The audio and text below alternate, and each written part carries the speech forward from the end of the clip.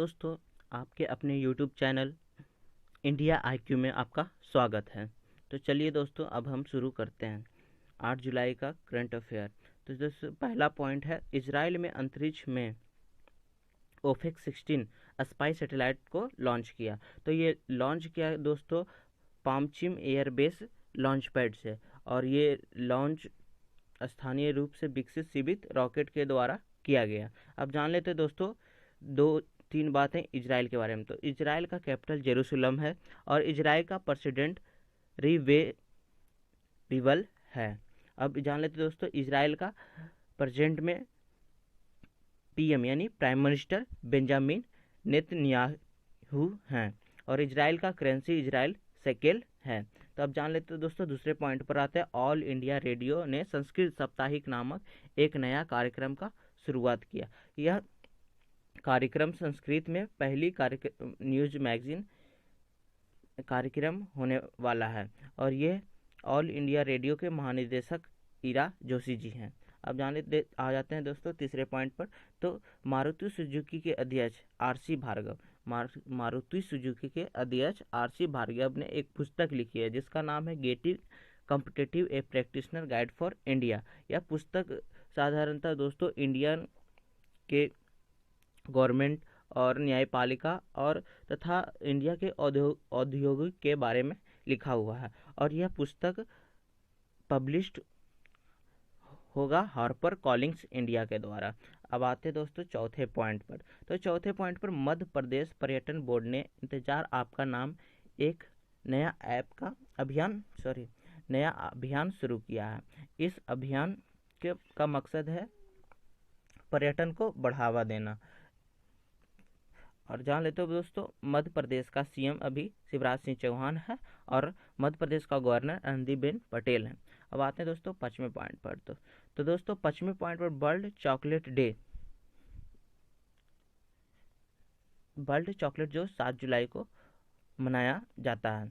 अब world chocolate day आया कहाँ से? तो वर्ल्ड चॉकलेट डे फर्स्ट बार यूरोप में 1556 ईस्वी में मनाया गया था। अब आते हैं दोस्तों छठे पॉइंट पर। तो आईआईटी रुड़की के शोधकर्ताओं ने यूनिसेवियर नामक एक नया कीटाणुशोधक बॉक्स का विकसित किया। अब इस बॉक्स का साधारणतः ये दोस्तों मशीन है जो कि कीटाणु हमारे आसपास जो कीटाणु घूमते हैं उनसे ये बचाएगा। दोस्तों आते हैं 7वें पॉइंट पर।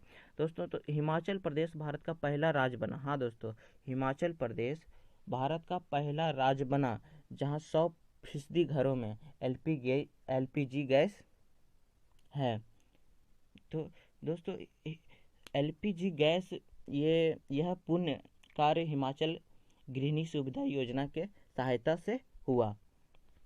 अब जान ले दोस्तों दो बात हिमाचल प्रदेश के बारे में। तो हिमाचल प्रदेश के सीएम जयराम ठाकुर हैं, हिमाचल प्रदेश के गवर्नर बंडारू दत्तात्रेय हैं। अभी और जैसा जानते हैं दोस्तों हिमाचल प्रदेश का कैपिटल शिमला है। अब आते हैं दोस्तों 8वें पॉइंट पर। तो दोस्तों भेल और रेलवे ने सौर ऊर्जा उत्पादन के लिए हाथ मिलाया। आप जान लेते हो दोस्तों यह सालाना 25 लाख यूनिट ऊर्जा उत्पादन कर सकता है।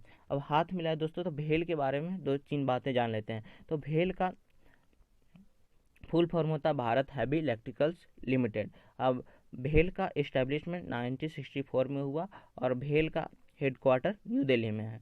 अब जान लेते हैं दोस्तों भेल और रेलवे ने सौर ऊर्जा उत्पादन के लिए हाथ मिलाया है। तो जान लेते हैं रेलवे के बारे में एक बात। तो सेंट्रल रेलवे मिनिस्टर अभी पीयूष गोयल जी हैं।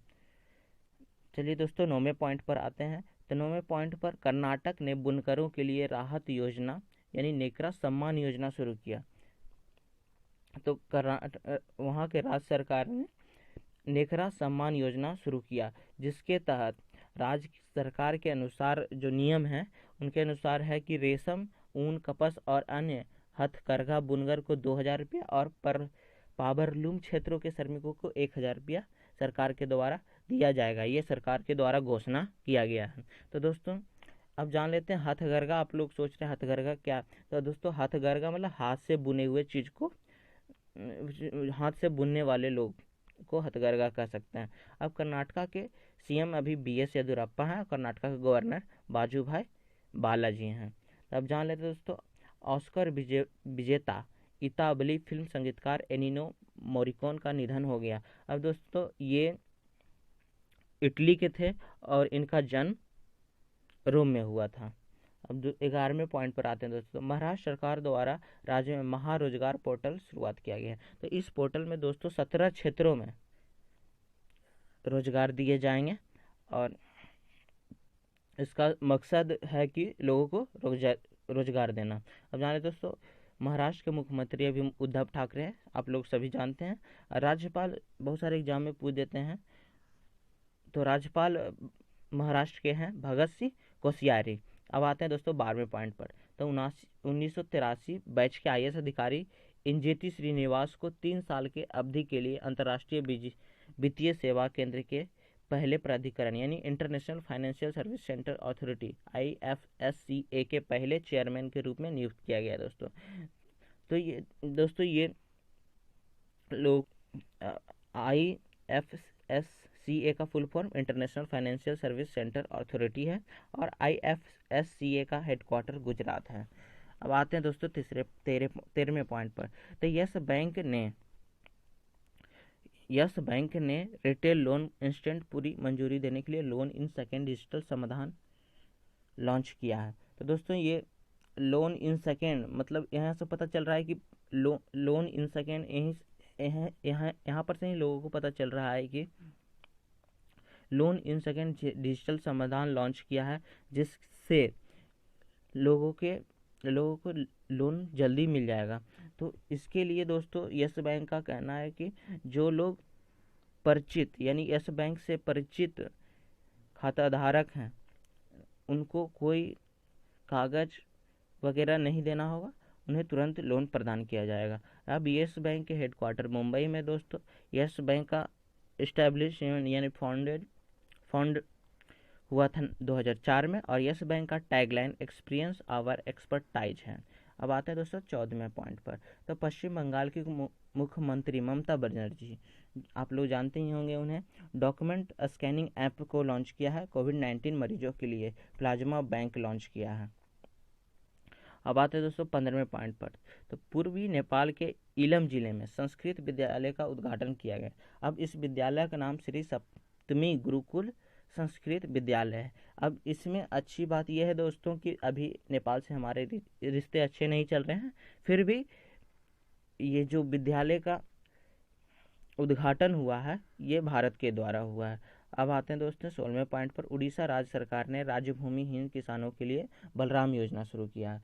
तो ये बलराम योजना में दोस्तों जो भूमिहीन है, जिनके पास ज़मीन नहीं है, उनके लिए शुरू किया गया है। यस, और इसमें लगभग 7 लाख लोगों के लिए 1.6 लाख यानी 1,60,000 रुपया की लोन दी जाएगी। तो धन्यवाद दोस्तों, आप हमारे वीडियो को देखते रहिए।